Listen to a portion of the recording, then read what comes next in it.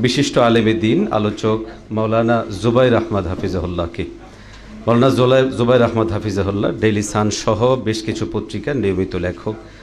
আমি মুহতারামকে তার সুনির্দিষ্টভাবে এবং স্বল্প কথায় প্রস্তাবনাগুলো পেশ করার জন্য অনুরোধ জানাবো।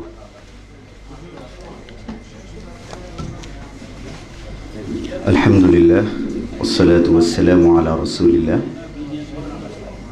অন্তর্বর্তীকালীন সরকার কেমন বাংলাদেশ চাই শীর্ষক আজকের এই মতবিনিময় সভার বিপুল সম্মানিত সভাপতি, সম্মানিত সাংবাদিকবৃন্দ এবং উপস্থিতি আলোচকবৃন্দ। আমি ইসলামী বিশ্ববিদ্যালয়ের ছাত্র ছিলাম, ইসলামী বিশ্ববিদ্যালয় কুষ্টিয়া। ইসলামী বিশ্ববিদ্যালয়ের প্রথম ডিপার্টমেন্ট হচ্ছে আল কোরআন অ্যান্ড ইসলামিক স্টাডিজ। এই আল কোরআন অ্যান্ড ইসলামিক স্টাডিজ ডিপার্টমেন্টে শিক্ষকের পদ শূন্য হয়েছে, কিন্তু সেই পদে যদি নিয়োগ বিজ্ঞপ্তি দেওয়া হয় তাহলে আলেমদের চাকরি হয়ে যাবে। এই কারণে গত 15 বছরে একজন শিক্ষক নিয়োগ হয়নি। এই জন্য শিক্ষা ব্যবস্থার যে সংস্কার, ইসলামী বিশ্ববিদ্যালয়ের যে ভিসি ছাত্রদেরকে হুমকি দিয়েছিলেন তিনি কঠোর হওয়ার, যে আমাকে কঠোর হতে বাধ্য করবে না, তিনি ইতিমধ্যে পদত্যাগ করেছেন। দ্রুতই ইসলামী বিশ্ববিদ্যালয়ে বাংলাদেশের ইসলামী এবং আলেমদের থেকে একজন শিক্ষাবিদকে, যেমন ইসলামী বিশ্ববিদ্যালয়ে একজন আলেমকে ভিসি হিসেবে নিয়োগ দিতে হবে। সংস্কার করতে হলে প্রাইমারি থেকে শুরু করা দরকার। আপনারা সাংবাদিক ভাইরা জানেন, দৈনিক প্রথম আলোতে 2010 সালের 21 জানুয়ারি একটা রিপোর্ট এসেছিল। যিনি ক্ষমতাচ্যুত প্রধানমন্ত্রী তিনি ঢাকায় বলেছিলেন যে সরকার প্রত্যেকটি প্রাথমিক বিদ্যালয়ে একজন করে ধর্মীয় শিক্ষক নিয়োগের যথাযথ পদক্ষেপ গ্রহণ করবে। এটা প্রথম আলোর রিপোর্ট, আমার ঘরে পত্রিকা আছে, আপনারা আর্কাইভে দেখলে পাবেন। 2010 সালের 21 জানুয়ারি, এই যে 14-15 বছরে সেই প্রাইম মিনিস্টারের হাতে ক্ষমতা ছিল, তিনি চাইলে শিক্ষক নিয়োগ দিতে পারতেন। কিন্তু প্রবলেমটা কোথায় হয়েছে? প্রবলেম হয়েছে যে যখনই দেখা গেছে যে প্রাইমারি স্কুলগুলোতে, এরপরে তারা প্রস্তাব আনলেন যে বিষয়ভিত্তিক শিক্ষক নিয়োগ দেওয়া হবে। যেমন প্রাইমারি স্কুলে বিজ্ঞান আছে, সমাজ আছে, গণিত আছে, ইংরেজি আছে, তারা আলাদা আলাদা করে বিষয়ের শিক্ষক নিয়োগ দেবেন।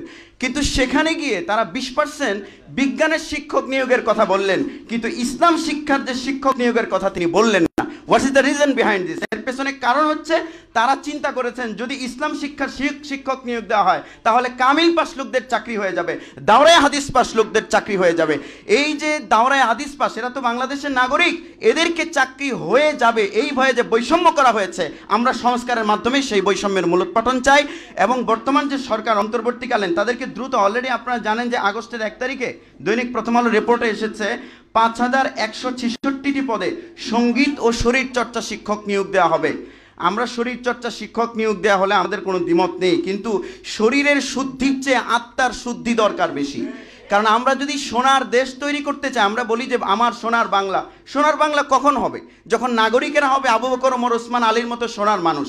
আর সোনার মানুষ গড়তে হলে কোরআনকে আনতে হবে। এই জন্য আমরা, যেহেতু তারা বিষয়ভিত্তিক শিক্ষক নিয়োগ দেবেন ঘোষণা করেছেন, এই কারণে আমরা দাবি করছি দ্রুত প্রাইমারি স্কুলগুলোতে ইসলাম শিক্ষার শিক্ষক নিয়োগ দেওয়া হোক এবং সেখানে প্রয়োজনে নীতিমালা সংশোধন করে দাওরায়ে হাদিস পাঠদেরকে অংশগ্রহণের সুযোগ দেওয়া হোক। আমি শেষ একটা কথা বলছি যে আমাদের যে অনেক বক্তারা বলেছেন যে ইসলামী বিষয়গুলো, আমি জেনারেল বিষয়গুলোর কথা বলি। আপনারা জানেন যে আপনি যে ইংরেজি সাহিত্য লিটারেচার লিখছেন, এটাতে আপনি একটা প্যাসেজ লিখছেন, কি লিখছেন সেখানে, এই প্যাসেজটা কি থাকবে আসলে? আমি যখন এসএসসি পরীক্ষা দেই তখন মাদ্রাসার বইয়ে, মাদ্রাসার ইংরেজি বইয়ে প্রথম প্যাসেজ ছিল ম্যান ইজ ক্রিয়েটেড, এরপরে Allah himself is the creator. Man is created মানে হচ্ছে খলিকাল ইনসান, মানুষকে সৃষ্টি করা হয়েছে। এটা বলা হয়নি যে মানুষ এমনিতে হয়ে গেছে। এরপরে বলা হচ্ছে আল্লাহ হিমসেলফ ইজ দ্য ক্রিয়েটর, আল্লাহ হচ্ছেন স্রষ্টা। পড়াচ্ছে ইংরেজি, জানাচ্ছে ইসলাম, তাওহীদের বীজ তার অন্তরে ঢেলে দিচ্ছে। এটা ইংরেজি বইয়ে ছিল। 2 নম্বর ছিল hadith mean speech, the speech delivered from the holy mouth of নবী করিম সাল্লাল্লাহু আলাইহি ওয়াসাল্লাম হ্যাজ বিন স্টাইলড এজ হাদিস। ওই যে 2009-10 যে বইগুলো আপনারা বের করলে দেখবেন, সেখানে 2 নম্বর পেজে ছিল মাদ্রাসার বইয়ে 9-10-এ হাদিস মানে হচ্ছে বক্তব্য, হযরত মুহাম্মদ সাল্লাল্লাহু আলাইহি ওয়াসাল্লামের কথা, কাজ এবং সমর্থনকে হাদিস বলা হয়। 3 নম্বর ছিল আবু বকর সিদ্দিক রাদিয়াল্লাহু তাআলা আনহুর জীবনী।